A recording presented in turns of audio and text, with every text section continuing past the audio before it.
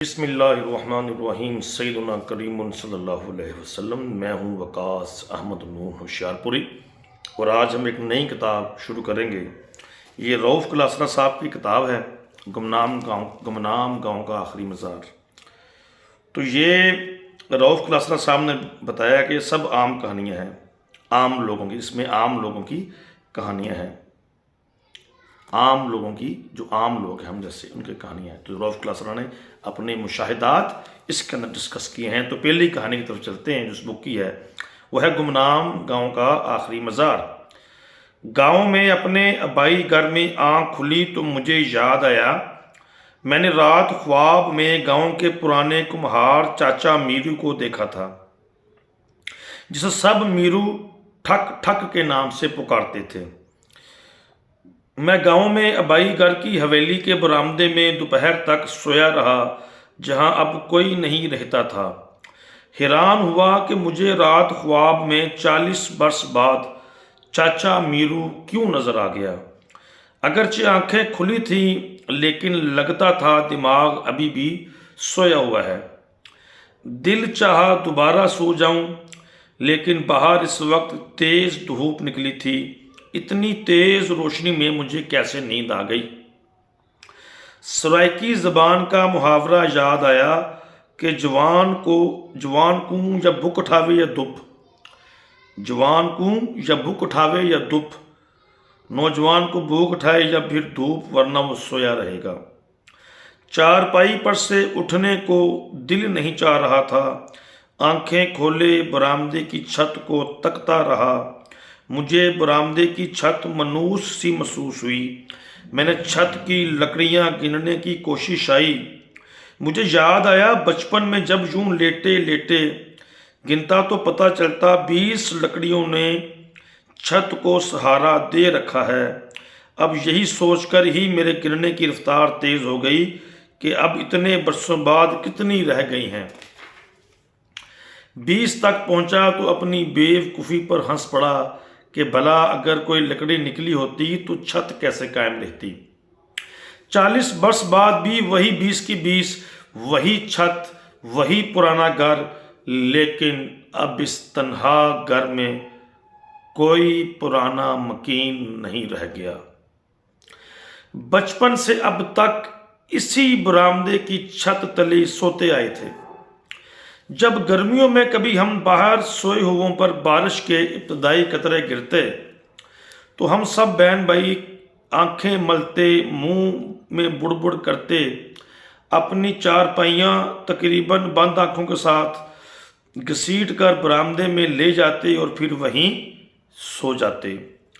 بادل زور سے گرجتے اور دور سے بجلی چمکتی تو عجیب سا خوف میرے بدن میں دوڑ جاتا۔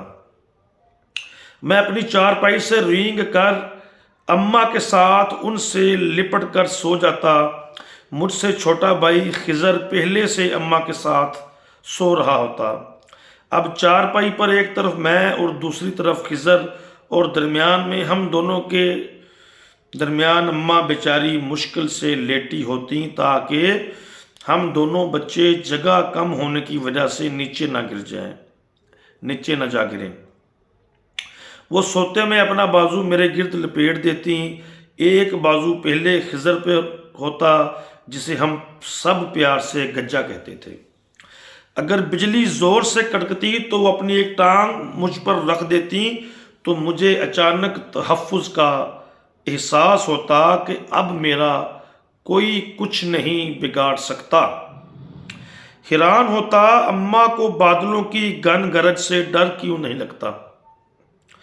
اماں کو اس بارش، بادلوں کی گن گرج اور زور سے بجلی چمکنے کے باوجود سکون سے سوتے دیکھ کر حیران ہوتا۔ پھر سر اٹھا کر اندھیرے میں ہی دوسرے بہن بھائیوں کو اپنی اپنی چارپائیوں پر سوتے ہوئے دیکھتا۔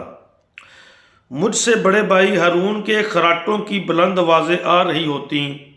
بارش سے بھرے بادل برآمدے کے اندر اور باہر، گٹا گوپ اندھیرے کے درمیان، تیز بارش کے قطروں کے گرنے کی آوازیں، اور کہیں دور گرجتی آسمانی بجلی کے درمیان انسانی خراٹوں کی آوازیں رات کے اس پہر عجیب سا خوفناک ماحول اور منظر پیش کرتی۔